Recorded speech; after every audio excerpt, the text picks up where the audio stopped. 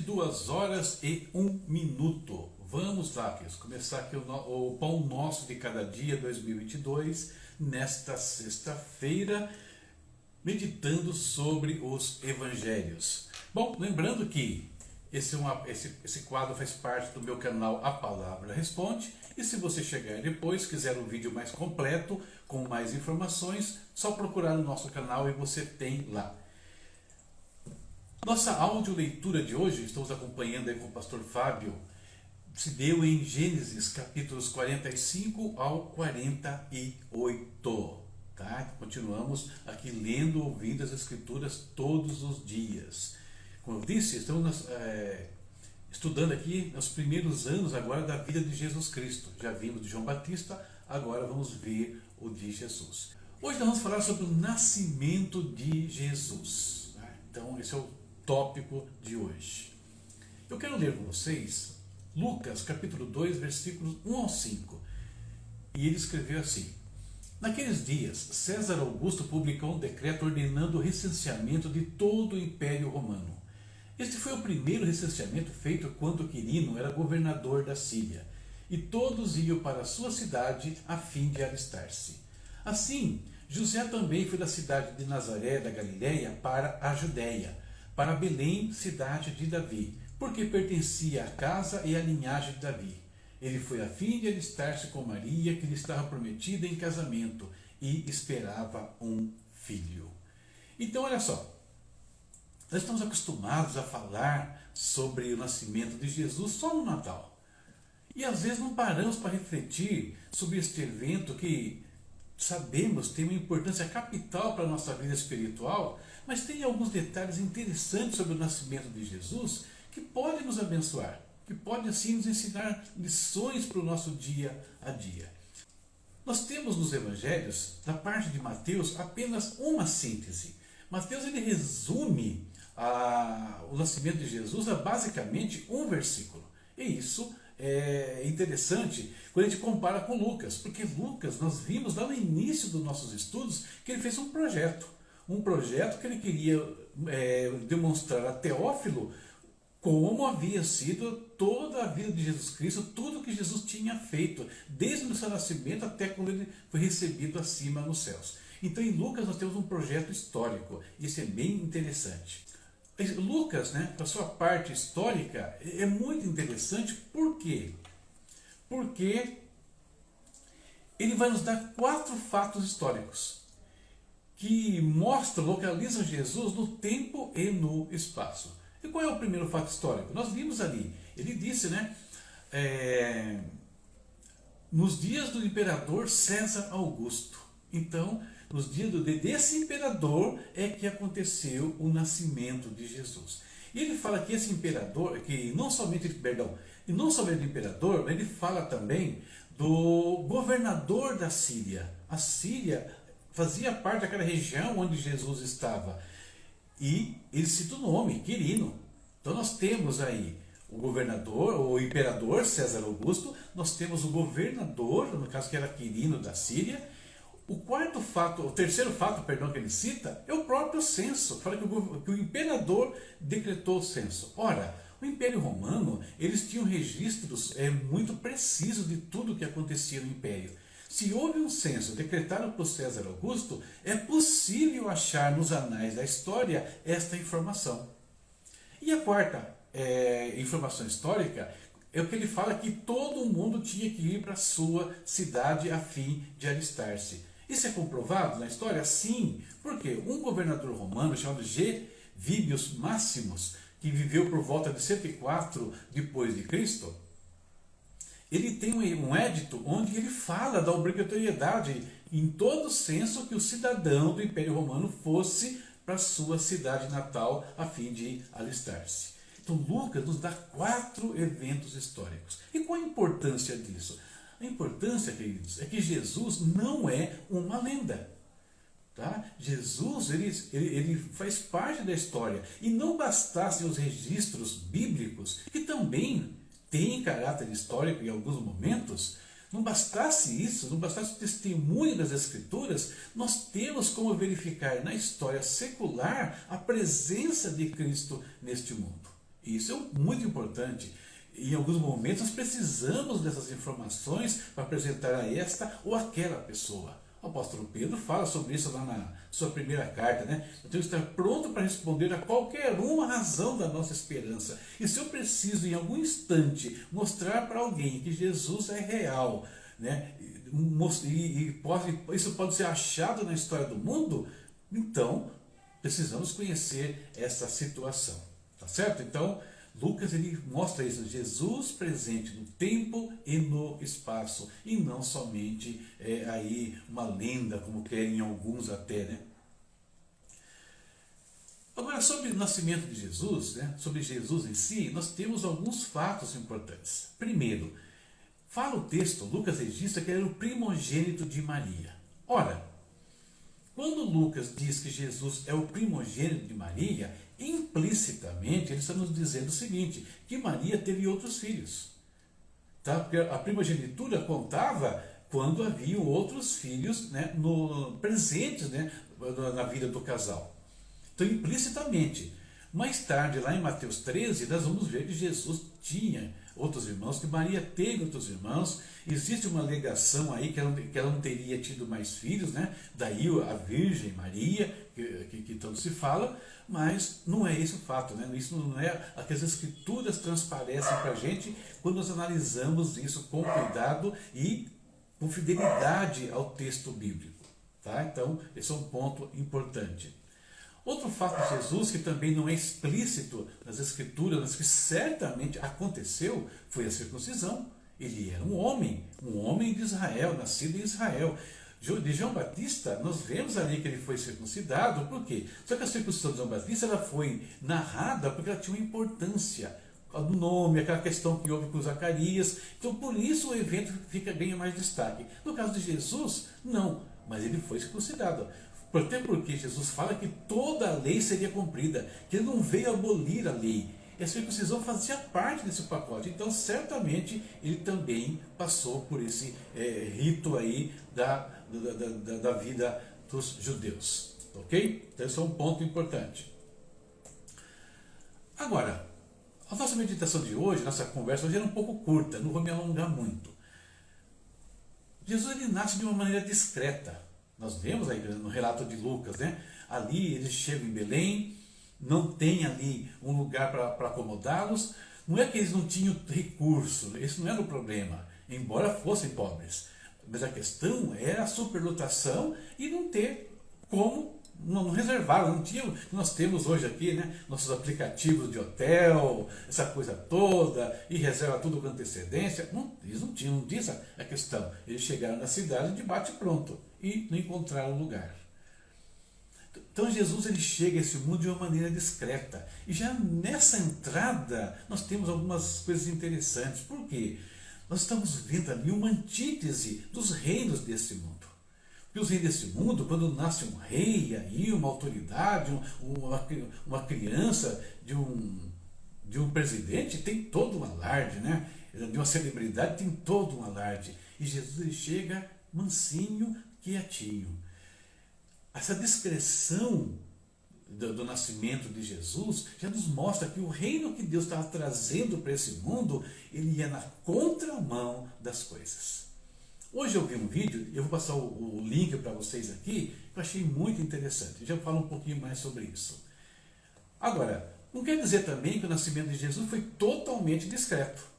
Não, ele foi revelado para as pessoas que estavam dispostas, que tinham o seu coração aberto. Então Deus vai fazendo revelações pontuais desse nascimento, e mesmo o Cristo depois a gente vai ver que é muito interessante, que enquanto não chega o momento de se apresentar ao mundo, ele sempre proibia as pessoas, não fale o que eu te fiz, não fale o que eu te fiz. Lá no Monte da Transfiguração, quando ele leva Pedro, Tiago e João para o alto do monte, e ali ocorre aquele processo que a gente vai estudar lá em Mateus 17, ele fala para os três, né? Não contem a ninguém a visão enquanto eu não tiver ressuscitado. Então a revelação ela foi paulatina. E foi acontecendo para pessoas que estavam com o seu coração aberto, disposto. A gente vai ver isso, né? Com Simeão e Ana, por exemplo. Mas também Deus deixava que essa informação viesse para aqueles que ele queria confrontar. Por exemplo, Herodes. Tá? A gente vai também ver isso mais adiante. Então, o nascimento de Jesus, um reino diferenciado. E sobre esse reino diferenciado, é que tem um linkzinho, eu vou colar o link para vocês aí agora, que eu peguei do vídeo que eu assisti hoje. Só um segundinho. Aqui é esse link, ó, que eu acabei de colocar aí. Depois você dá uma olhadinha nesse link. Tá bom? E por que eu acho que eu queria que você desse uma olhadinha nesse vídeo aí? Porque esse vídeo fala, é uma narrativa, ainda que seja, vamos dizer assim, uma ficção, mas mostra a importância entre pessoas que são grandiosas, mas que não têm impacto na vida de alguém. E pessoas que são grandiosas porque não porque tem um monte de coisa tal, mas porque a sua ação muda a vida de outros. É o que Cristo veio. Ele não veio para os holofotes, não veio para os grandes palácios. Ele veio para elevar o ser humano até a condição de filho de Deus, nos levar a participar da natureza divina. Uma mudança completa de paradigma, né? Jesus traz, e ele vai falar sobre isso várias vezes, né? Mais adiante. Então, esse é um detalhezinho do vídeo. Dá uma olhadinha depois. Agora não, tá? Agora fica comigo aqui, por favor. O segundo ponto que eu queria destacar aqui no nascimento de Jesus é a questão da presciência de Deus. Um atributo do Senhor, presciência divina. Deus conhece antecipadamente todas as coisas e todos os eventos. E lá no livro de Isaías, né, ele fala por meio do profeta o seguinte: olha, eu vou anunciar para vocês as coisas antecipadamente, para que quando elas aconteçam, vocês sabem que eu já disse, eu já anunciei para vocês, para que vocês entendam que eu sou Deus e não há nenhum outro. E onde a presciência de Deus aparece no caso do nascimento de Jesus? Estou pegando só um detalhe, que é a questão da cidade de Belém. Por quê? O que ele disse ao profeta Miqueias? Mas tu, Belém Efrata, embora sejas pequena entre os clãs de Judá, de ti virá para mim aquele que será o governante sobre Israel. Suas origens estão no passado distante, em tempos antigos. Então Deus anuncia lá atrás, séculos antes, ao profeta Miqueias, o lugar exato onde o Messias ia nascer. Olha que coisa interessante. Aí nós vemos nas palavras de Lucas, né, no início do capítulo 2, César Augusto decreta um censo ali e todo mundo tem que ir para a sua cidade. Olha só que coisa interessante. Bem no momento do nascimento de Jesus, levando José e Maria para Belém. E aqui surge uma discussão muito interessante sobre a questão das profecias. Por quê? Porque alguns pensam que as profecias, aquilo que Deus falou lá atrás, aquelas profecias por meio de todos os profetas, elas são determinantes. O que é isso, determinante? Vai acontecer porque Deus falou. Ou seja, o nascimento de Jesus em Belém aconteceu porque Deus disse que ia ser em Belém. É uma maneira de ver a profecia. Tá? Eu prefiro ver de uma outra maneira. Eu prefiro pensar assim, que o nosso Deus, conhecedor do passado, presente e futuro, para ele está fora, ele é atemporal, ele está longe desse contexto. Então, estando fora do tempo, não existe esse conceito de passado presente para Deus. Para Deus é todo um grande presente. E nesse grande presente ele contempla todas as coisas ao mesmo tempo e no mesmo instante. Por isso, ele pode olhar para lá, para o futuro, e dizer o seguinte, avisar e falar com o Espírito Santo: olha, vai lá, avisa o profeta lá atrás, o Miqueias, que o nascimento vai ser em Belém. Por que vai ser em Belém? Mas, por quê? Porque o governador lá, ele decretou, o imperador decretou um censo, eles vão ter que ir para Belém. Então avisa aí que o Cristo vai nascer em Belém. Vê a diferença de conceito? Deus olhando e anunciando o que aconteceu lá na frente, aqui. Não vai acontecer porque ele falou. Ele falou porque aconteceu. É uma inversão de paradigma nessa questão da profecia. Isso da discussão, né? Isso é uma questão para a gente conversar em outros instantes. Eu falo sobre isso, se não me engano, no Respostas, né? Lá na Palavra Responde tem um quadro, uma playlist de respostas. Se eu não me engano, o primeiro vídeo que eu respondi para alguém, eu falo sobre isso. Se você quiser dar uma olhadinha, você vai entender esse conceito um pouquinho melhor. Tá certo? Então, a presciência de Deus, antecipando ali ao profeta o que ia acontecer, e nós vemos agora aqui a coisa se desenrolando. Queridos, isso mostra que o nosso Deus está no controle de todas as coisas. E que Ele vai revelando aos seus servos. Aliás, Amós fala o seguinte, que Deus não faz coisa alguma sem antes revelar os seus segredos aos seus servos, os profetas. Ele fala para Abraão lá em Gênesis 18, que nós ouvimos na audição com o pastor Fábio, que inclusive está aí, Boa noite, pastor Fábio, que bom ter você aqui na nossa audiência. Deus fala com Abraão, eu vou ocultar a Abraão aquilo que eu vou fazer, sabendo a importância de Abraão dentro dos meus projetos aqui? Não. Então Deus revela para Abraão o que vai acontecer. Agora, essa revelação de Deus, ela tem a ver com a redenção, ela tem a ver com os planos e projetos dele para a nossa vida, para o mundo de uma maneira geral. Então, isso nos dá muita segurança no nosso dia a dia. Segurança porque se a nossa vida estiver nas mãos do Senhor, nós não temos o que temer, nós temos comunhão com Ele, nós procuramos abrir o nosso coração, romper as cadeias que nos prendem aí, de receber a presença do Espírito, de entender a palavra. Então nós vamos ter direção de Deus para tudo o que nós fizermos, porque Ele conhece todas as coisas, a presciência dele é imensa, imensurável no caso. Então, revelação de Deus, direção segura para nós, paz e segurança. Percebe que Maria e José chegam ali naquelas condições e em nenhum momento você percebe algo diferente neles? Não, eles conduzem a situação com tranquilidade, sabendo que Deus colocou nas mãos dele alguém muito importante, um projeto muito importante e que nada pode impedir isso. Então, aqui uma palavra de paz para nós dentro dessa questão do nascimento de Jesus. Fora a questão da salvação, da redenção e etc. Tá? Então é isso que eu queria compartilhar com vocês hoje, um trechinho pequeno aqui dos Evangelhos, tá?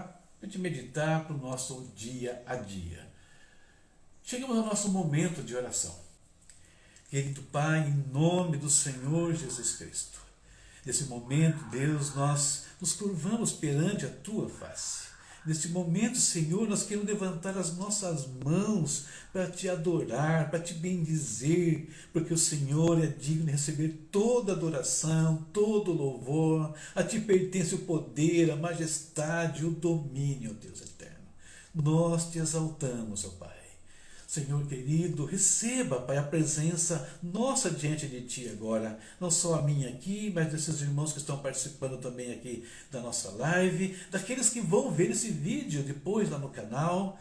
Abençoa cada um, e sobre todos os que estão enfermos, nós rogamos a Tua bênção, e no nome de Jesus declaramos sobre eles agora saúde, como foi decretado tantas vezes sobre tantos outros no passado. Em nome de Jesus, restaura, Senhor, os que estão acamados em casa, nos hospitais, enfrentando em cirurgias, tratamentos difíceis. Oh Deus querido, tenha misericórdia.